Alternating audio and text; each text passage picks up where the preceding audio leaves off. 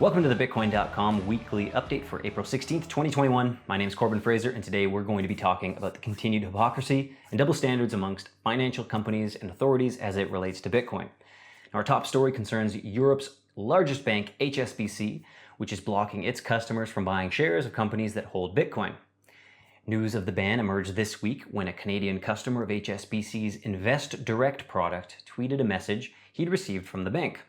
The messages said HSBC would not facilitate, buy, and/or exchange products related to virtual currencies or products related or referencing to the performance of virtual currency. Whew, a mouthful. The message went on to call out the customer's MicroStrategy holdings, specifically labeling the company a virtual currency product. Which is kind of surprising. So for those of you who don't know, MicroStrategy is a US tech company that famously converted most of its treasury holdings to Bitcoin last year. You've probably seen Michael Saylor on YouTube with his laser eyes talking about Bitcoin. Now this begs the question, if HSBC's customers can no longer buy MicroStrategy, what other companies are banned or will be banned? Growing number of companies, after all, are adding Bitcoin to their balance sheets. And what about Coinbase, which went public this week, or Tesla, which has been buying into Bitcoin recently?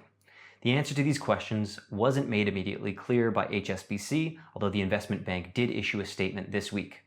So their statement that they released read, HSBC has no appetite for direct exposure to virtual currencies and limited appetite to facilitate products or securities that derive their value from virtual currencies. HSBC's aversion to virtual currencies in general is a policy designed to protect the bank from being embroiled in further anti-money laundering scandals. Some of you might remember that back in 2012, HSBC was ordered to pay a $1.9 billion fine in the US for facilitating money laundering. Whoops. What's not clear is how preventing customers from buying shares in companies that derive their value from virtual currencies would protect HSBC or its customers from further scandal. In that regard, it would seem that HSBC's stance here is a thinly veiled attempt to put the brakes on Bitcoin's growth and adoption. Moving on to another case of do as I say and not as I do, it seems that the FBI has been using Bitcoin mixers to obfuscate its dealings with seized BTC. A new report details just how far the Fed has gone to avoid transparency and accountability when it's dealt with seized crypto. Over the last 8 years, the government has seized a great number of Bitcoins, and at one time, the FBI held one of the largest Bitcoin wallets after seizing funds from the Silk Road. The report details how, on the one hand, FinCEN has been criminalizing Bitcoin mixers and states that anyone using them could be accused of violating anti-money laundering laws. But on the other hand, it appears that the feds have seen fit to employ those same mixers to obfuscate their own dealings this whole time. So this report also shows that the FBI seized 39.67 BTC from a man in Tucson, Arizona, and then sent updates to the victims to make it seem as if the cryptocurrency had already been sold, meaning it wouldn't be possible to compensate the victims. However, blockchain data shows this wasn't the case, and the implication is that the FBI itself may have had something to do with those missing funds. Another big whoops. The revelation comes amidst continued scrutiny of the Fed's dubious handling of seized funds, highlighted by the Silk Road takedown when 2 federal agents were caught stealing over 4,000 BTC.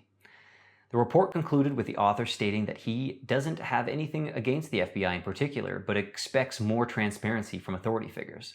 And I completely agree with that. I just think it's kind of ironic that it's the old do as I say, not as I do.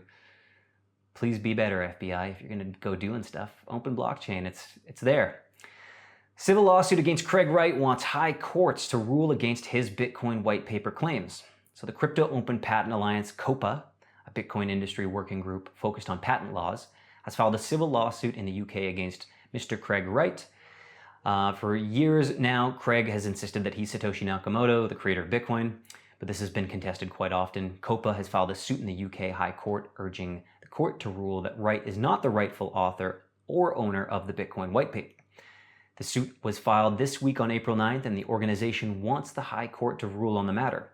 Wright replied to the court proceedings by stating, "This is exactly what we have wanted to happen for some time, and I'm very pleased this body has agreed to stand up in court as I can now have my credentials judged legally." So far, Wright's previous claims have been struck down in court, so it will be interesting to see how the High Court rules on the current matter. The SEC commissioner states banning Bitcoin is like shutting down the internet, and the government would be foolish to try.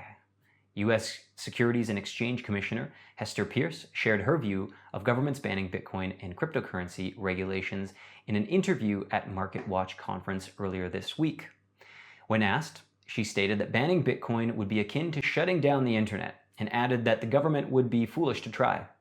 She went on to describe a bigger problem with banning cryptocurrencies, stating that we would be missing out on the innovation around Bitcoin and other digital assets if we decided to stop. Peirce, sometimes known as Crypto Mom, was also asked whether the SEC could potentially approve a Bitcoin exchange-traded fund, otherwise known as a Bitcoin ETF, later this year. The SEC commissioner replied, "That is the big question that everyone has, and my answer is the same one that I've had for the last 3 years. I don't know." Since issuing her statement, the Senate has confirmed Gary Gensler as SEC chairman, so we'll be waiting with bated breath to hear his stance on a Bitcoin ETF moving forward. When asked about the Bitcoin market as a whole, the commissioner stated, "In the 3 years that I've been in the commission, the market has matured tremendously. We are seeing a lot of institutional interest in the market. We are seeing a sort of quasi-exchange traded products in it as well." Well, what do you think?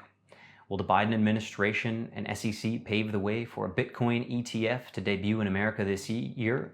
Let us know in the comments below. We'd love to hear from you. I personally am kind of thinking that it's going to happen. I mean, it's happened in Canada. There's been a couple Bitcoin ETFs in Canada already, so I suspect the US is going to follow suit. But let us know, and be sure to like, subscribe, hit the little bell notification on the thing below, and then you'll get notified when we release another video. And of course, go check out the Bitcoin.com wallet over at wallet.bitcoin.com. It's a non-custodial wallet. It's the fastest wallet, it's the easiest wallet to get your friends set up with, and it's a piece of cake to use. Go check it out. Give us a little review on the app stores as well. We'd love that, and we'll see you guys next week. Ciao, ciao.